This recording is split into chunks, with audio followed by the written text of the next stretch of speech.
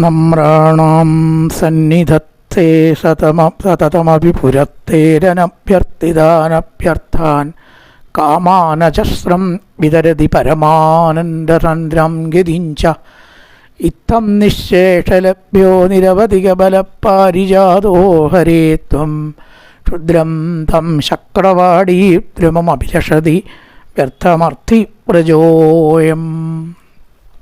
നമസ്കാരം. ഇന്നത്തെ സന്ധ്യാവന്ദനത്തിലേക്ക് എല്ലാവർക്കും സ്വാഗതം. ശ്രീമൻ നാരായണീയത്തിലെ ആദ്യത്തെ ദശകത്തിലെ 8ാമത്തെ ഒരു ശ്ലോകമാണ് ഇത്. ഒരു മേപ്പത്തൂര് പറയണത് എന്താണെന്ന് വെച്ചാൽ, ഗുരുവായൂരപ്പനെ ആത്മാർത്ഥമായിട്ട് നമ്മൾ ഭജിക്കുകയാണെങ്കിൽ ആ സാധകനും ഭക്തനും ഇല്ലാത്തതായിട്ടൊന്നും ഉണ്ടാവില്ല, എല്ലാം ഉണ്ടാവും എന്നാണ്. ഇന്ദ്രൻ്റെ ആ തോട്ടത്തിൽ, നന്ദനാണ് സ്വർഗത്തിലത്തെ തോട്ടത്തിന് നന്ദനവൻ എന്ന് പറയും, അതിലൊരു പാരിജാത വൃക്ഷമുണ്ട്. അത് അവിടെ പോയിട്ട് ചോദിച്ചാൽ വേണ്ടവർക്ക് വേണ്ടത് കൊടുക്കും. ഇതാണ് ആ പാരിജാത വൃക്ഷത്തിൻ്റെ സ്വഭാവം. എന്നാൽ ഭഗവാനാകുന്ന പാരിജാത വൃക്ഷം അങ്ങനെയല്ല. അവിടെ പോയിട്ട് ചോദിക്കണമെന്നൊന്നുമില്ല. കരുണ ചെയ്യുവാനെന്ത് താമസം കൃഷ്ണ എന്നുള്ളതിൽ ചാരത്ത് സേവിച്ചാലും ദൂരത്ത് സേവിച്ചാലും ഒരു ചരണത്തിൽ പറയുന്നുണ്ട്.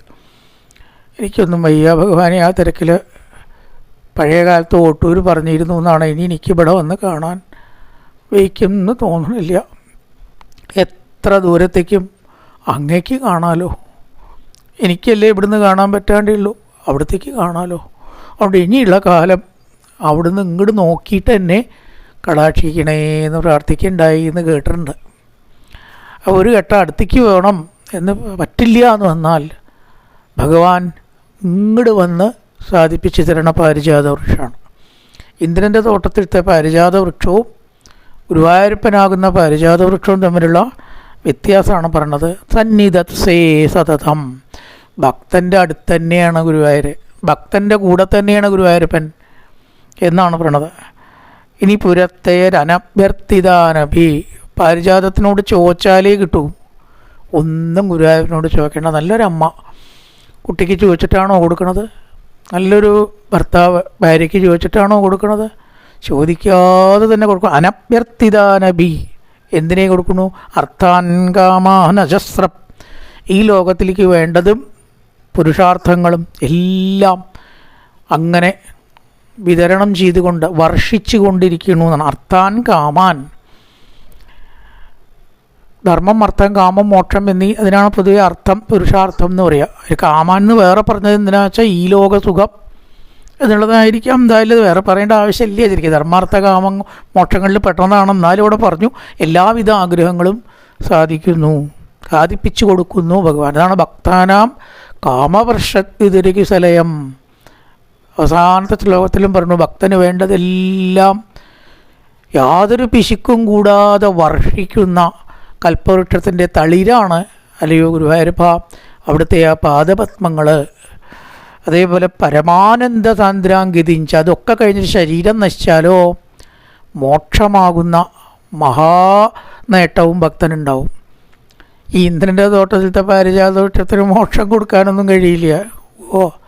ചോദിച്ചതൊക്കെ കൊടുക്കും. അത് കഴിഞ്ഞാലോ ടീംന്ന് കീഴ്പെട്ട് ഭൂമിയിലേക്ക് വീഴാ പുണ്യം കഴിഞ്ഞാൽ പിന്നെയും ഈ ജനിക്കലും മരിക്കലും ആകുന്ന സർക്കസ് മുഴുവൻ ജീവന് അനുഭവിക്കേണ്ടി വരും. അതിനുള്ള കഴിവേ അതിനൊക്കെ ഉള്ളൂ.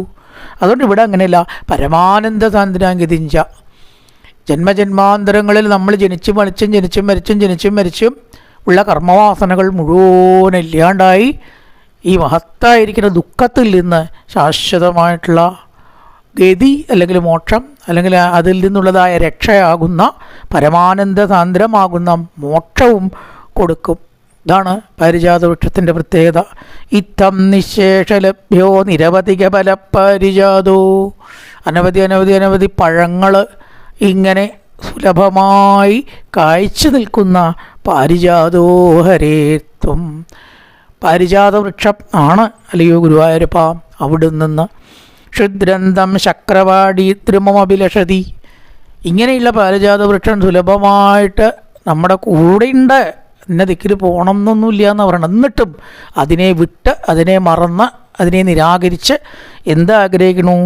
അഭിലഷതി വ്യർത്ഥമർത്തി പ്രചോയം. ദേവേന്ദ്രൻ്റെ തോട്ടത്തിലത്തെ ആ മരം ഒന്ന് കിട്ടിയാൽ എത്ര നന്നായിരുന്നു എന്ന് ക്ഷുദ്രമായിട്ട് അറിവില്ലായ്മ നിമിത്തം അജ്ഞന്മാർ ആഗ്രഹിക്കണു എന്ന് പറയുകയാണ്.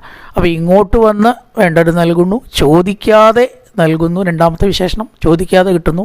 ഇങ്ങോട്ട് വരുന്നു ആദ്യത്തെ, ചോദിക്കാതെ കിട്ടുന്നു രണ്ടാമത്തെ. മൂന്നാമത്തെ മോക്ഷമാകുന്ന മഹാലാഭം, മഹാനേട്ടം നൽകാൻ കഴിയും ഭഗവാനാകുന്ന പാരിജാത വൃക്ഷത്തിന്. ഈ ഇന്ദ്രൻ്റെ തോട്ടത്തിൽ ആ വൃക്ഷത്തിനുണ്ടോ മോക്ഷം കൊടുക്കാൻ കഴിയണു? അതുകൊണ്ട് ക്ഷുദ്രം. എന്തിനാ ചക്രവാടി ഇന്ദ്രൻ്റെ തോട്ടത്തിലത്തെ ആ പാരിജാത വൃക്ഷത്തിനെ ആഗ്രഹിക്കുന്നത്? ഇത്ര നല്ല ഒരു പാരിജാത വൃക്ഷം അനായാസേന എല്ലാവർക്കും ലഭ്യമായിരിക്കെ ഗുരുവായൂരപ്പാ ഒന്ന് വിളിച്ചിട്ട് അവിടുത്തെ ഭജിച്ചൂടെ ഇവർക്ക് ചോദിക്കുകയാണ് കവി.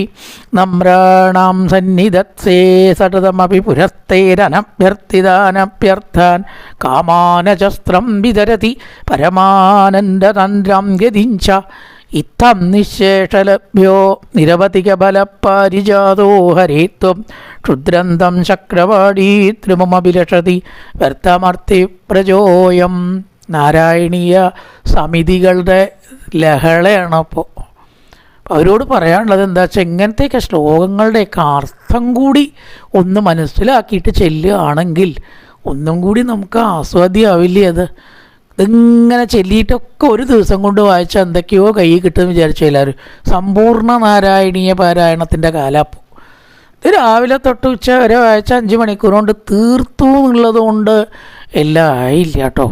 അപ്പം അവരോട് മൊത്തത്തിൽ എന്താ അഖിലേന്ത്യാ നാരായണീയ സമിതിയോട് പറയുകയാണ് ഞാൻ, ഇത്രയും സമിതികൾ നിങ്ങൾ രജിസ്റ്റേർഡോ അൺരജിസ്റ്റേർഡോ ആയിട്ടോ ഉണ്ടെങ്കിൽ പോലും അർത്ഥം മനസ്സിലാക്കുന്നതിന് പ്രാധാന്യം കൊടുക്കുന്നുണ്ടോ എന്ന് സംശയമാണ്. അപ്പോൾ അതും കൂടി ആയാൽ സ്വർണത്തിന് സുഗന്ധമുള്ള പോലെയാവും അല്ലേ? സ്വർണത്തിന് സുഗന്ധം ഉണ്ടായാൽ എന്താ ഉണ്ടാവുക? അപ്പോൾ ആ ഒരു വശത്തേക്കും കൂടി ശ്രദ്ധ കൊടുത്താൽ ഇന്നത്തെ സന്ധ്യാവന്ദനത്തോടുകൂടി അവസാനിക്കുന്നു. നല്ലൊരു സന്ധ്യ എല്ലാവർക്കും ആശംസിച്ചുകൊണ്ട് നിർത്തുന്നു. നമസ്കാരം.